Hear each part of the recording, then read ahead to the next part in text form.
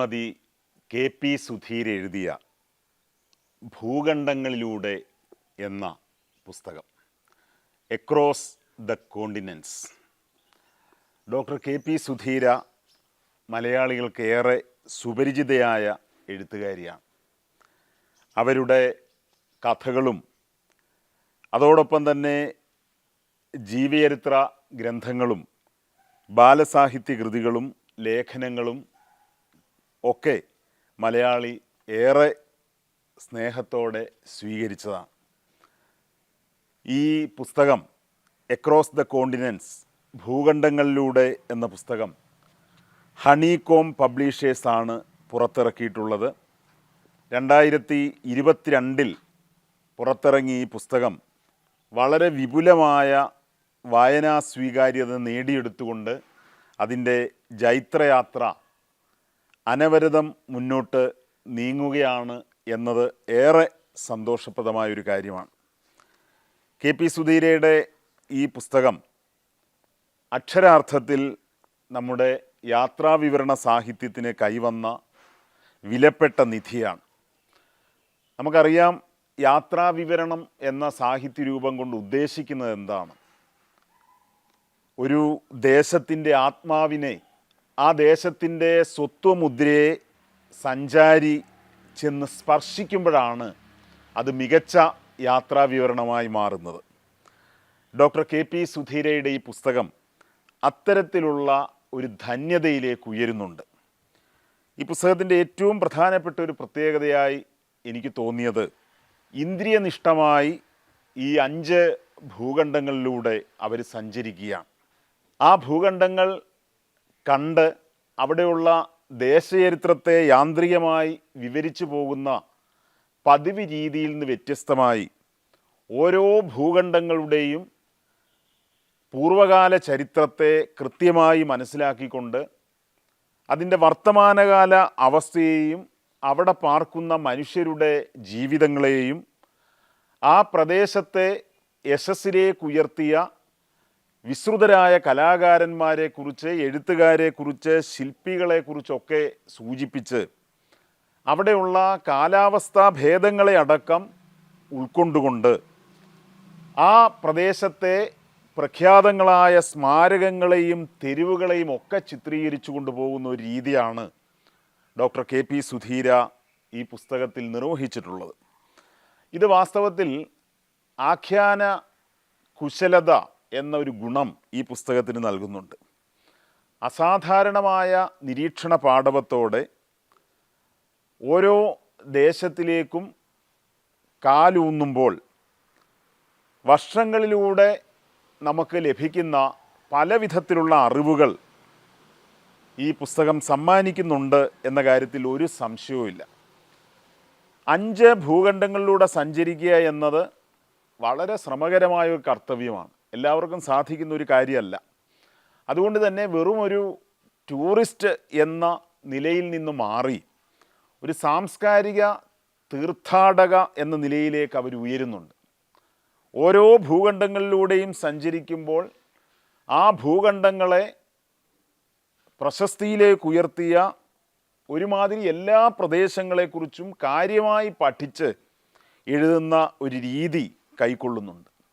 എന്ന് മാത്രമല്ല, ഈ ദേശങ്ങളിലൂടെയൊക്കെ സഞ്ചരിക്കുമ്പോഴും ആ ദേശങ്ങളെ ആദരവോടെ നോക്കിക്കാണുമ്പോഴും സ്വന്തം ദേശത്തെക്കുറിച്ചുള്ളൊരു അഭിമാന ബോധം, താൻ ഭാരതീയ പൗരയാണ് എന്നൊരു ബോധം കൊളോണിയൽ വിമുക്തമായൊരു മനസ്സോടുകൂടി അവർ സ്വീകരിക്കുന്നു എന്നതാണ് ഏറെ ശ്രദ്ധിക്കേണ്ട വസ്തുത. എന്ന് മാത്രമല്ല, വസ്തുനിഷ്ഠമായ വിവരണങ്ങൾക്കപ്പുറത്തേക്ക് കടന്നു ചെന്ന് തത്വചിന്താപരമായ, ദാർശനികമായ, സൗന്ദര്യാത്മകമായ തലത്തിൽ നിന്നുകൊണ്ട് തൻ്റെ യാത്രാ വിവരണത്തെ ഹൃദ്യമായൊരനുഭവമാക്കി മാറ്റുവാൻ അവർക്ക് കഴിയുന്നു. ലോകത്തെങ്ങുമുള്ള മനുഷ്യരുടെ ഉള്ളിലെ ചേതന അത് സ്നേഹത്തിൻ്റെയാണ്, സഹവർത്തിത്വത്തിൻ്റേതാണ് എന്ന് സൂചിപ്പിച്ചുകൊണ്ട് ജിയോഗ്രഫിയെ മാത്രമല്ല ഹിസ്റ്ററിയെ കൂടി സ്പർശിച്ചുകൊണ്ട് കേവല കാഴ്ചകൾക്കപ്പുറം അനുഭൂതിദായകമായൊരു തലത്തിലേക്ക് എത്തുന്നു എന്നതാണ് ഏറെ പ്രധാനപ്പെട്ട ഒരു കാര്യം. എനിക്ക് വലിയ സന്തോഷം തോന്നിയത് എത്ര പ്രദേശങ്ങളാണ് അവർ അവതരിപ്പിക്കുന്നത്. തായ്ലൻഡും മലേഷ്യയും സിംഗപ്പൂരും ചൈനയും മൗറീഷ്യസും ഇംഗ്ലണ്ടും അമേരിക്കയും ഈജിപ്തും ഓസ്ട്രേലിയയും ശ്രീലങ്കയും നേപ്പാളും ഒക്കെ കടന്നു വരികയാണ്. റഷ്യ അടക്കം ഞാനിവിടെ സൂചിപ്പിക്കാത്ത പല ദേശങ്ങളും കടന്നു വരുന്നു. പക്ഷെ അവർ പറയുന്നൊരു കാര്യം, അന്യരാജ്യങ്ങളുടെ സംസ്കാരവും സംസ്കൃതിയും അറിയുമ്പോഴും മാതൃരാജ്യത്തിൻ്റെ മഹനീയതയിൽ ഞാൻ അഭിമാനം കൊള്ളുന്നു എന്ന് സൂചിപ്പിക്കുന്നുണ്ട്. അതുകൊണ്ട് തന്നെ ഈ പുസ്തകം നമ്മുടെ കലയെക്കുറിച്ച്, ലോക സാഹിത്യത്തെക്കുറിച്ച്, സ്പോർട്സിനെക്കുറിച്ച്, നമ്മുടെ വാസ്തുവിദ്യാ ചരിത്രത്തെക്കുറിച്ച്, ലോകത്തെ ഇന്ന് കാണുന്ന ലോകമാക്കി മാറ്റിയ മഹാത്മാക്കളായ എഴുത്തുകാരെക്കുറിച്ചൊക്കെയുള്ള വിവരണങ്ങളായിട്ട് മുന്നോട്ട് പോവുകയാണ്. എനിക്ക് ഏറ്റവും ഇഷ്ടപ്പെട്ട ഭാഗങ്ങൾ ചൈനയെക്കുറിച്ചും അതോടൊപ്പം തന്നെ തായ്ലൻഡിനെക്കുറിച്ചും ഒക്കെയുള്ള സൂചനകളാണ്.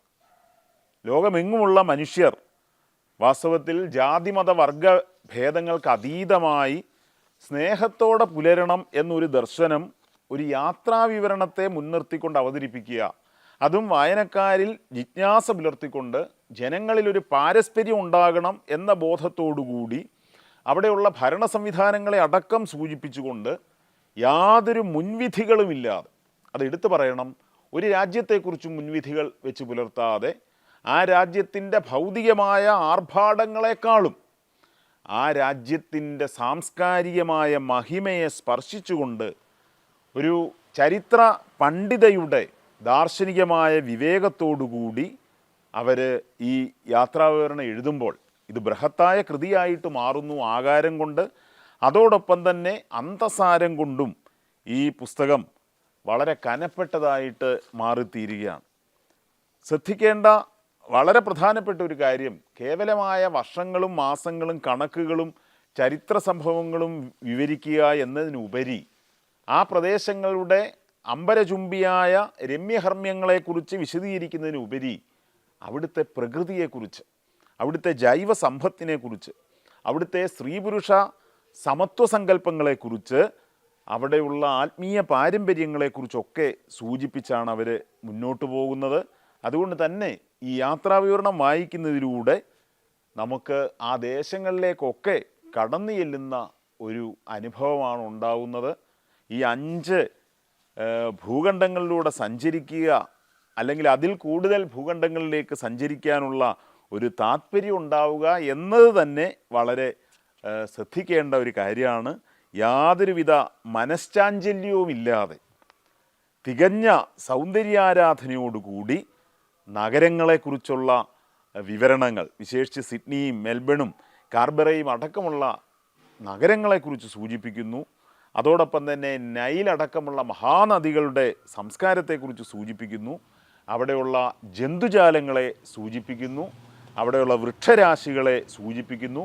അവിടുത്തെ സർക്കാർ ഓരോ ജനതയോടും പുലർത്തുന്ന ഭരണ സംവിധാനത്തോടും നിയമത്തോടുമുള്ള നിലപാടുകൾ വ്യക്തമാക്കുന്നു. ചൈനയിലെ സ്ത്രീത്വത്തെക്കുറിച്ചുമൊക്കെ സൂചിപ്പിക്കുന്നതിലൂടെ ഈ പുസ്തകം മഹത്തായ ഒരു യാത്രാവിവരണ അനുഭവമായിട്ട് മാറുകയാണ്.